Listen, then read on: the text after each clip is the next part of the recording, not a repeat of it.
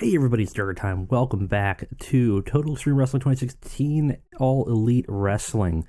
We had a pretty good show last time. It wasn't great, but we did okay.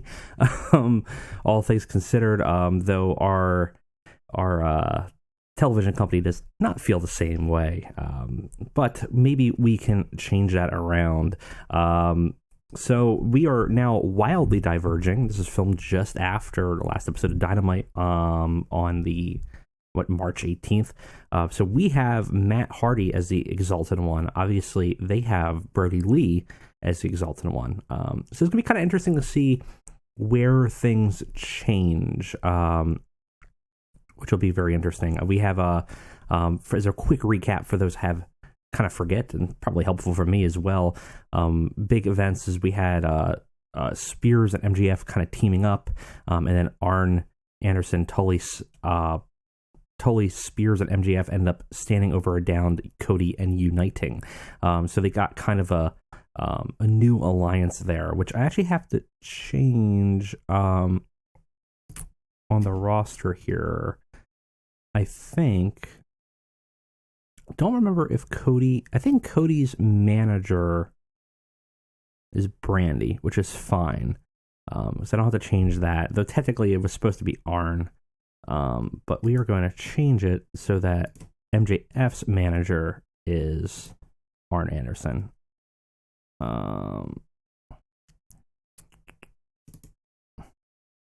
Perfect. So we have Arn Anderson with MJF. We have Tully Blanchard with Shawn Spears, seeming to pick two heels that can unite together. And in fact, we're going to make them a tag team as well.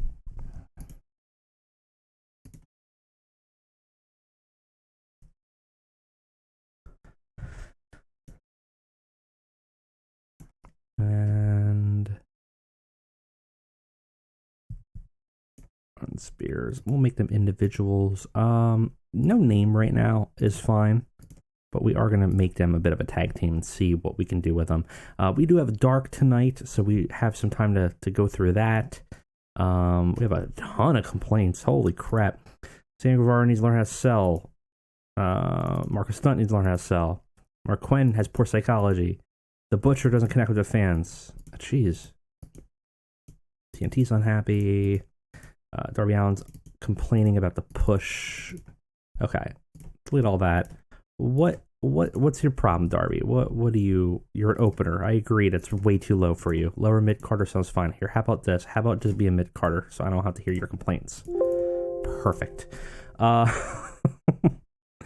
So we got some storylines to build up to. Obviously, we still have the All Roads Lead Home story, Butcher and Blade dinosaur hunting. Moxley and Jericho needs a solution. We have the Shockwave title going on, Nyla Rose going on, Dark Order, and Hangman and Kenny, which should be enough, more than enough storylines to kind of be running through this. And then we have quite a long time. We do have Blood and Guts in second week of April. Which is going to be coming up, so we're going to have to build towards that. Let's go ahead and book Dark real quick, and then we can do Dynamite.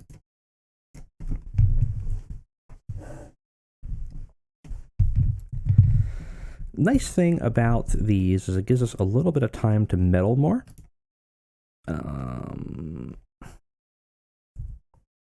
Sure. No effect. Bummer. Gives us at least more opportunity, although we have 100% backstage rating, so it's not really a big deal. A lot of people still working elsewhere or don't have their contracts up yet. I did grab, I don't know if I mentioned that, but I did grab the Revival. It's one of the groups that I did want from WWE right away. And they have a new name and new identities, so should be interesting. Hopefully they can come in this week, if not next week. I think they should be this week, but unfortunately won't be here for Dark. So let's go ahead and book it real quick, get some of the younger roster some opportunities, and then we'll show you our result. All right, guys, let's check out Dark real quick. So we give Sammy a win real quick. Since the Shockwave title is always on the line, it isn't on the line on Dark as well. But he wins after defeating Sonny Kiss in 7 minutes. Not much to say about it. It's pretty weak, but we want to give Sammy as many wins and as much popularity boost as we can to legitimize him, because unfortunately the AEW roster is starting at a disadvantage of a lot of the wrestlers not having huge popularity in the US. Afterwards, we give him an opportunity to talk on the mic and rails about how he's unstoppable. That's fine.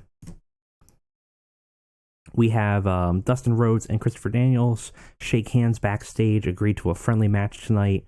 A team of his choosing versus a team of Dustin's, just as two champions, two older vets fighting together.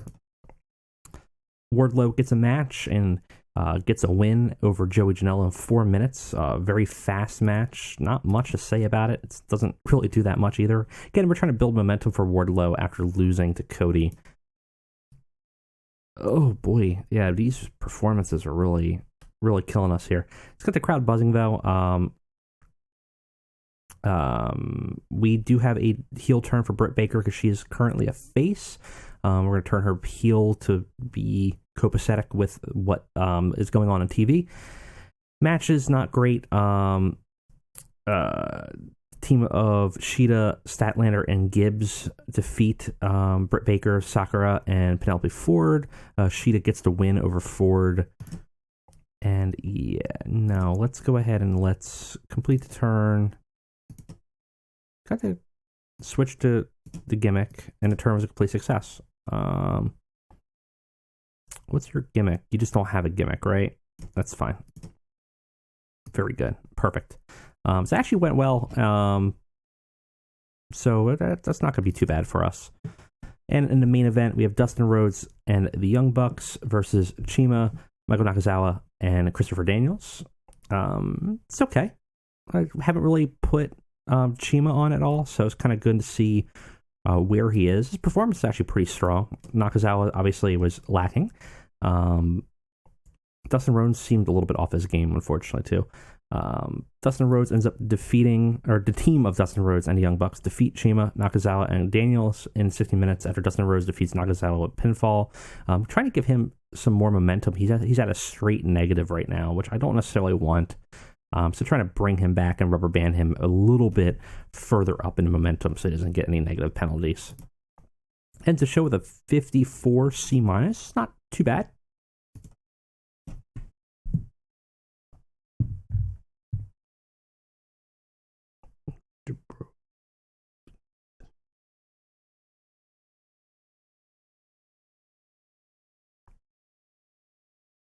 All right. And let's see what's going on here. Pay raise request. Yeah, that's fine. Just do the full amount. You're paid so low. Okay. So we have Dynamite tonight. Let's go ahead and get in on it. See what we have to do. We do have a lot of storylines we're gonna have to lead up to. We have a lot of time until Blood and Guts, though. Well, by a lot of time, I mean like 3 episodes. But 3 episodes is a lot of time, so we have a lot of time to build up to some stuff. Blood and Guts has a War Games match, which we will have to establish. It's probably going to be the same thing that WWE, the AEW is doing. Inner Circle versus the Elite make the most sense. But maybe not. We'll see. I'll kind of play it by ear. I think it's probably a better match. It was either that or doing the Elite versus the Dark Order. But I'm not sure about that. I'm not sure yet. We'll find out. I'm going to make a decision tonight is what to lead into it. So tonight we will make a decision on how it's going to go.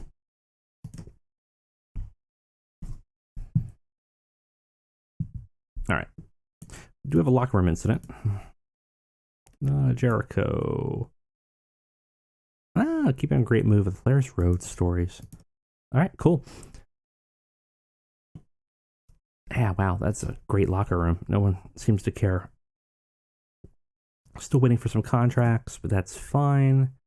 What's our venue tonight? We're going to be in Great Lakes. When's the last time you were here? March. I kind of want to go somewhere else. Revolution was in Mid-Atlantic.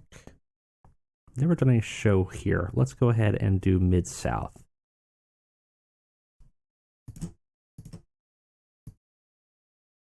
It's only a generic venue there. I don't know if I want to do that.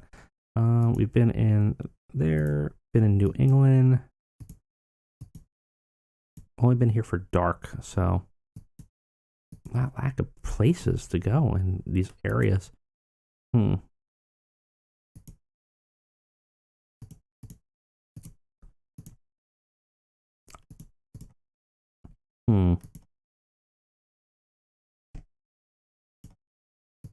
Well, let's just go to the place we haven't been. Was that Northwest? No, it was Midwest, right? No. Mid-South? Mid-South. So no places that can really fit us that makes sense. But we can just do the generic, is fine. I don't think there's any negative about using a generic one. It just makes things a little bit easier for us. We do want to do some locker rooms. I still want to medal. I'm going to try to build a relationship with somebody. Some kind of protege would be nice. Sure. Nope, not gonna work. Okay, let's book it. And then by the end of this night, we'll have to figure out who's going to be in Blood and Guts. I think I have an idea now, but we'll see. I'll let you guys see in a bit. All right, guys, we're ready for this shit show. Let's go ahead and run it. We start the show with a promo. MGF and Spears come out and talk about their new tag team that they've aligned with, and they've aligned with 2 of the 4 horsemen, and they talk about Tully and Arn joining them, and Arn Anderson's betrayal of Cody. In MJF's tirade, he mocks Cody and says that everything that was his is now MJF's.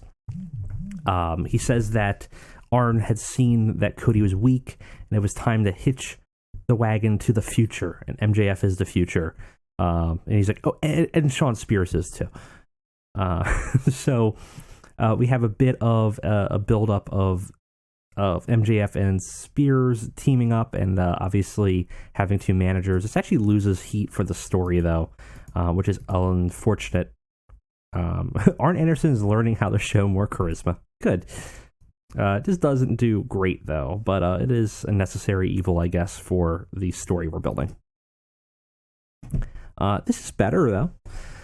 We have a debut match of the new tag team versus Alex Reynolds and John Silver, and MJF and Spears defeat them. MJF gets the win on John Silver's. It's okay. Spears and MJF both are about the same in terms of performance. Silver and Reynolds are weaker, and obviously bring down the rating a bit. But overall, not bad, and MJF and Spears get a win.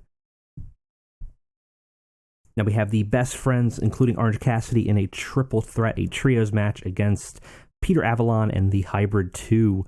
It's subpar and little heat. Orange Cassidy actually gets the win after defeating Peter Avalon and getting the pinfall after a super kick. Actually defeats Angelico, which is interesting.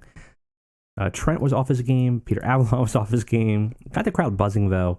Orange Cassidy only had a 28. Chuck had a 44. Trent 47. Avalon a 20.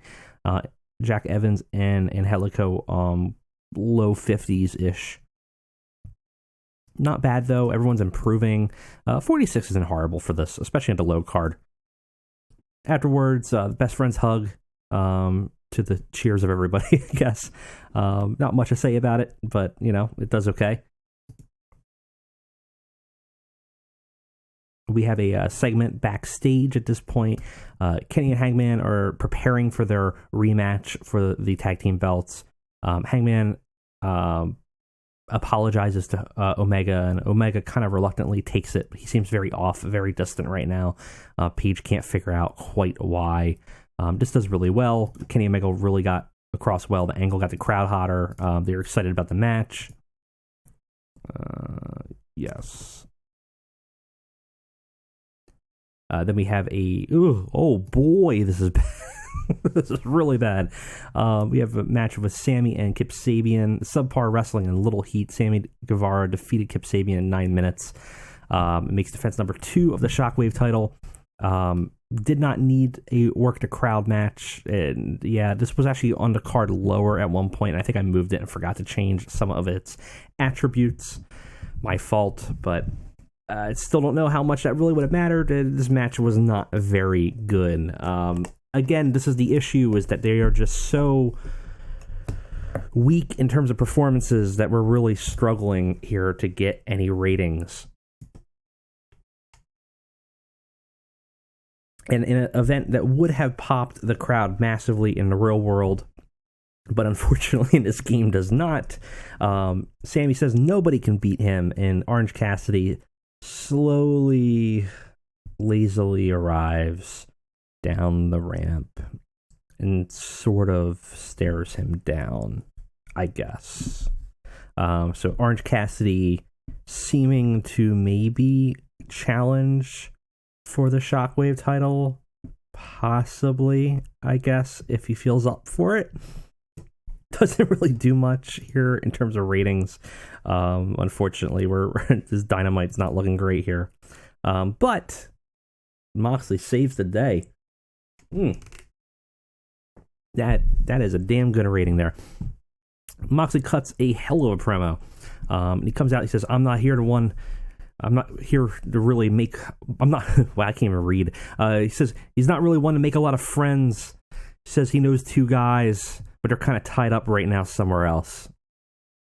Moxley knows that the inner circle has a numbers advantage, and he says he is all alone in AEW, but he says he's always been truly alone ever since he's been in the streets all of his life. He knows how to dismantle them one by one. He's fought bigger opponents. He's fought bigger numbers, and he knows that he can get them where they least expect it. And in this tirade, Moxley calls out Hager specifically, says you want to be the big dog in this fight, but a little bitch like you needs to be put in a kennel. Moxley calls out Hager to be in one of the cages at Blood and Guts, and he wants him alone. And so we'll have to see if Hager accepts. But right now, Moxley seems to have a plan on how to dismantle the numbers advantage to get to his rematch with Chris Jericho. We have a women's division match between Cheetah and Liva Bates. Cheetah won in the dark match last night, and we're going to give her another win against Liva Bates with a submission. It's not bad, honestly. Actually, they showed great chemistry. 44 for Cheetah and 32 for Liva Bates. Obviously, we're moving Cheetah up the card in the women's division and giving her a shot at the title, and this starts to legitimize her. And we have an angle. Wow, I thought this would have done better. I think Uno actually hurt this, unfortunately. Video package of the Hardy compound. Matt is surrounded by creepers with Uno, Stu Grayson beside him, and the Exalted One, Matt Hardy, starts to give his rant, his tirade. He says, "This vessel is home to many beings. Like a whirlwind, they swarm my consciousness, but one lingered in the back, biding its time, waiting. While in limbo, this vessel became weak and the others became desperate. And that is when it struck. I am no longer Matt Hardy.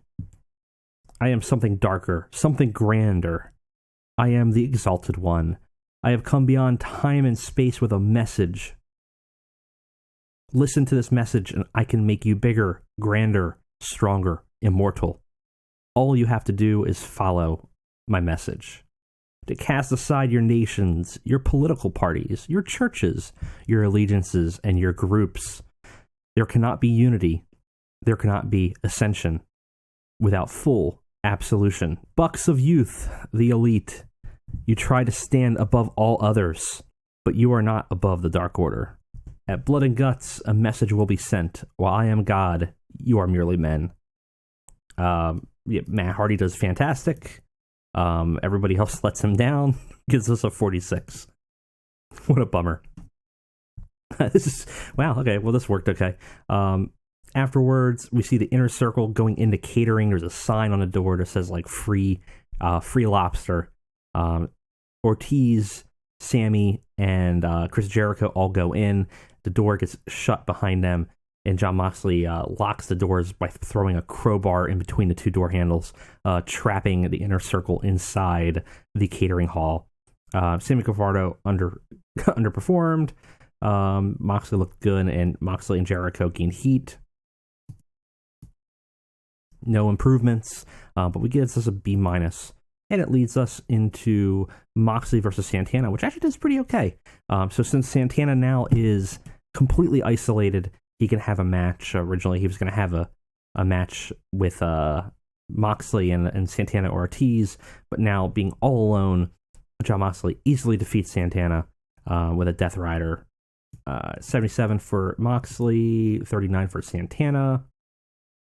Advance the storyline. We do pretty good here. But basically, it's that going to go one at a time and start to dismantle and hurt and pin all members of the Inner Circle. And finally, for our main event, we have the rematch with Hangman Page and Omega versus the Young Bucks. And the Young Bucks ultimately retain the title and defeat Omega and Hangman Page in 21 minutes. Matt Jackson defeated Hangman Page by pinfall with a Meltzer driver. We also... Oh, that's in the wrong order. I think I got that in the wrong order. That's supposed to be Omega turns on Hangman Page. Nick Jackson's injury slowed him down a little bit. Overall, though, everyone did pretty well.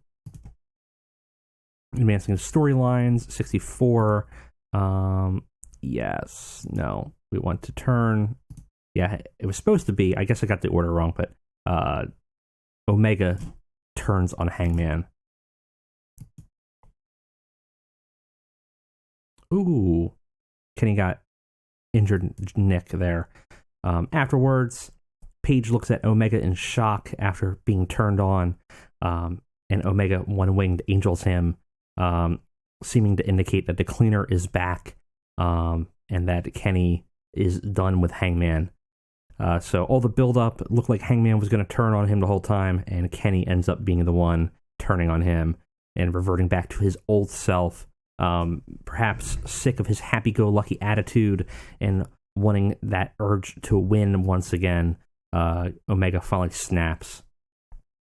And we end the show there with a 69 C+ is not bad. It's not going to be positive for the ratings, though. TNT wants to think like a B-, which we did not get. Did increase our popularity in 16 regions, though, so that's pretty good. All right, we got some emails. What could it be? Oh, rotator cuff. That doesn't sound that bad, though. Let's see. TNT is unhappy. Yeah. Okay, let's see. Let's go into medical. What are we looking at? 27 days. Ouch. So just gonna be removed from Blood and Guts, I think. Maybe. It's kind of funny. Nick's missing in real life too, because I think his wife's having another kid, so they wrote him off, and it looks like even in the game we found a way to make that happen.